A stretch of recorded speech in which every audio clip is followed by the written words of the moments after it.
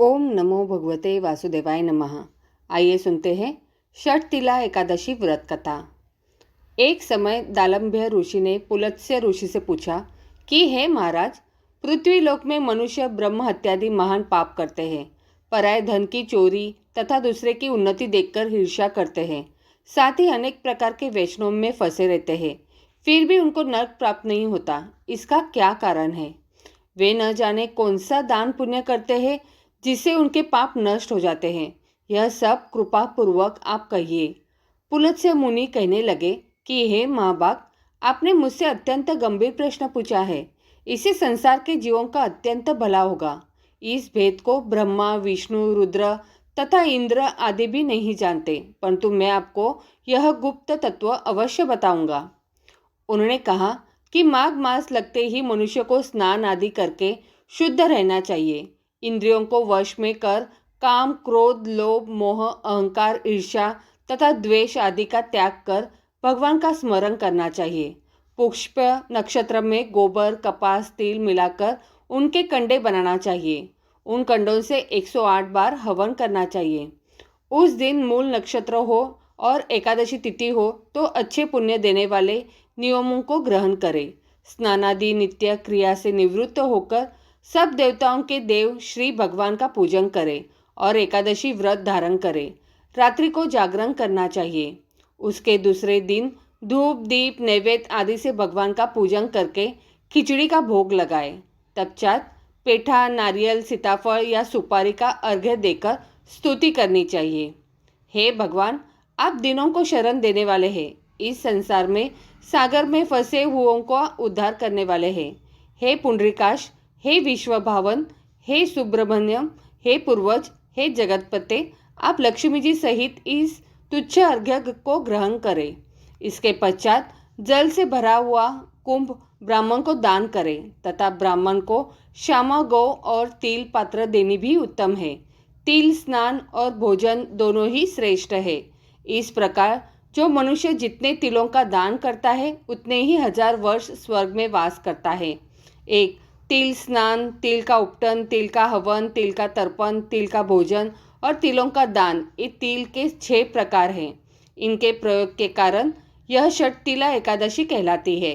इस व्रत के करने से अनेक प्रकार के पाप नष्ट हो जाते हैं।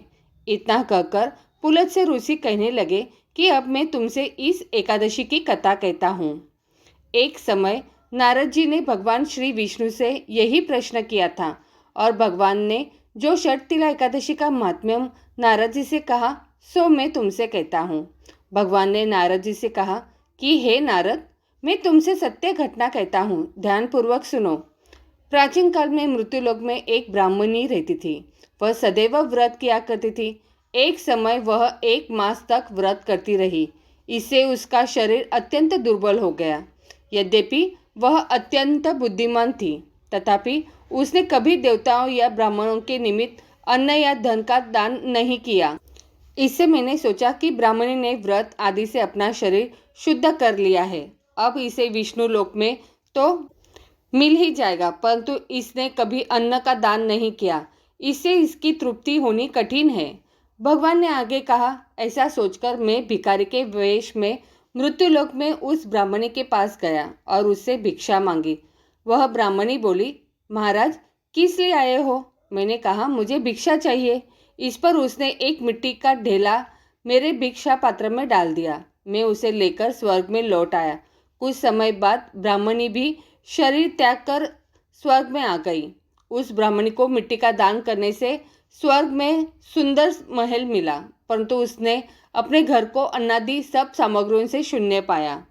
घबराकर वह मेरे पास आई और कहने लगी कि भगवान, मैंने अनेक व्रत आदि से आपकी पूजा की, परंतु फिर भी मेरा घर अनादि सब वस्तुओं से शून्य है।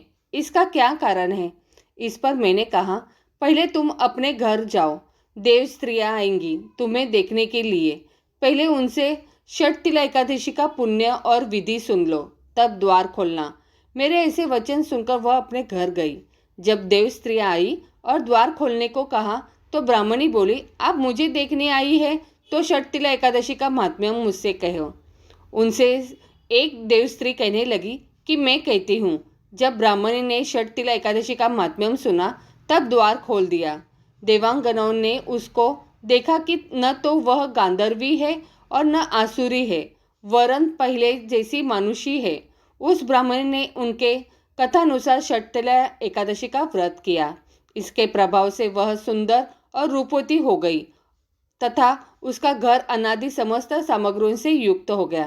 अंततः मनुष्यों को मूर्खता त्याग कर षटतिला एकादशी का व्रत और लोभ न करके तिलादि का दान करना चाहिए। इससे दुर्भाग्य, दरिद्रता तथा अनेक प्रकार के कष्ट दूर होकर मोक्ष की प्राप्ति होती है। ओम नमो भगवते वासुदेवाय नमः। यह चालीसा विष्णु जी को प्रिय है। श्री विष्णु चालीसा का पाठ पढ़ने से वे सारे दुख दर्द को दूर करके आशीष देते हैं। श्री विष्णु चालीसा दोहा। विष्णु सुनिए विनय सेवक की चितलाए, किरत कुछ वर्णन करूँ दीजिए ज्ञान बताए। चौपाई। नमो विष्णु भगवान खरारी, कष्ट नशावन अखिल बिहारी, प्रबल जगत में शक्ति तुम्हारी, त्रिभुवन फैल रही उजियारी। सुंदर रूप मनोहर सूरत, सरल स्वभाव मोहिनी मूरत, तन पर पीतांबर अति सोहत, बैजंती माला मन मोहत। शंख चक्र कर गदा बिराजे, देखत दैत्य असुर दल भाजे। सत्य धर्म मत लोभ न गाजे, काम क्रोध मत लोभ न छाजे। संत भक्त सज्जन मनोरंजन, तनुज असुर दुष्ट दल गंजन। सुख उपजाए कष्ट सब भंजन, दोष मिटाए करत जन सज्जन। पाप काट भव सिंधु उतारन, कष्ट नाश कर भक्त उबारन। करत अनेक रूप प्रभु धारन, केवल आप भक्ति के कारण। धरनी देनु बन तुम्ही पुकारा, तब तुम रूप का राम का धारा। बाहर उतार असुर दल मारा, रावण आदि को सहारा। आप वराह रूप बनाया, हिरण्यक्ष को मार गिराया। धर मत्स्य तन सिंधु बनाया, 14 रतन को निकलाया। अमिलक असुर नंदन ध्वंस मचाया, रूप मोहिनी आप दिखाया। देवन को अमृत पान कराया, असुरन को छवि से बहलाया। कुर्म रूप धर सिंधु मजाया, मंद्राचल गिरी तुरंत उठाया। शंकर का तुम फंद छुड़ाया, भस्मासुर को रूप दिखाया।